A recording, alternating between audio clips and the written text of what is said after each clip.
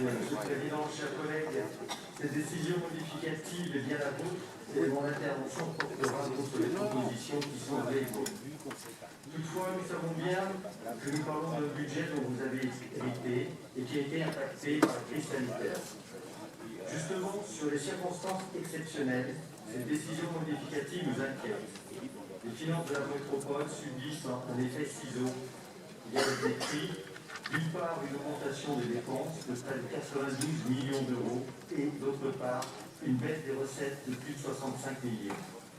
Cela arrive au plus mauvais moment puisque vous avez pendant la campagne fait des propositions de politique nouvelles et des promesses coûteuses. Il suffit de citer votre engagement en faveur du Citral.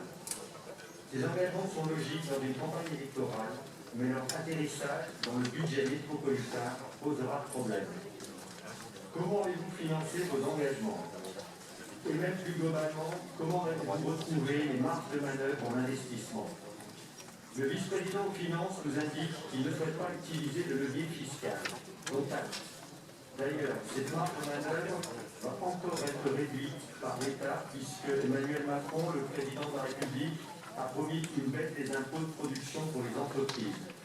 L'actuel article 4 du projet de loi de finances pour 2021 prévoit une baisse des recettes pour la contribution foncière des entreprises de près de 1,5 milliard d'euros et de la taxe foncière des propriétés bâties à hauteur de 1,7 milliard. Cette baisse serait compensée par un fonds national d'État. Encore une fois, l'autonomie fiscale de la métropole va diminuer. Si ce n'est pas le levier fiscal qui sera utilisé pour dégager des marges de manœuvre, il vous restera l'endettement et la baisse des dépenses de fonctionnement. Le vice-président a indiqué qu'il comptait développer des recettes annexes, notamment le mécénat. Mais on ne peut pas construire un budget sur des hypothèses de recettes aussi aléatoires. Sur l'endettement, on constate déjà cette année que la conséquence de la crise sanitaire est une dégradation de la capacité de désendettement qui passe, les précédents intervenants l'ont dit, de 3,3 à 6,6 années. Ainsi, il ne sera plus possible de poursuivre cette hausse de l'endettement, même si vous avez déjà avancé la possibilité de monter à 10 ans. Sur les économies de fonctionnement, aucune piste n'est avancée. C'est pourtant un enjeu majeur de l'autofinancement. Sur ce sujet, nous serions intéressés pour connaître votre politique salariale. Le budget de ressources humaines est fortement impactant pour les budgets publics. Il est pour nous indispensable de maîtriser ces coûts.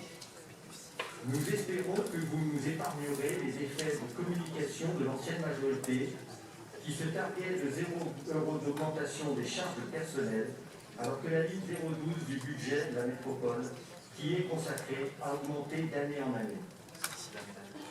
Un autre élément sur lequel nous souhaitons et nous serons attentifs concerne le reversement aux communes.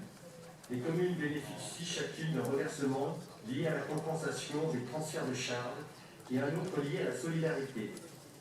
Pouvez-vous nous garantir le maintien de ces reversements? Enfin, nous souhaitons avoir des assurances sur la programmation pluriannuelle d'investissement.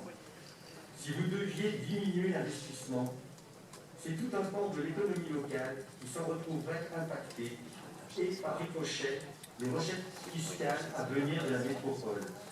Avez-vous mesuré ces effets sur la programmation à l'échelle du mandat? Nous attendons donc avec impatience le débat d'orientation budgétaire qui, nous l'espérons, nous fera part de vos choix budgétaires pour garantir les capacités d'action de notre collectivité. Dans cette attente, nous sommes très attentifs aux réponses que vous pouvez nous apporter sur ces quelques interrogations. Et notre groupe votera contre la décision modificative numéro 1. Je vous remercie.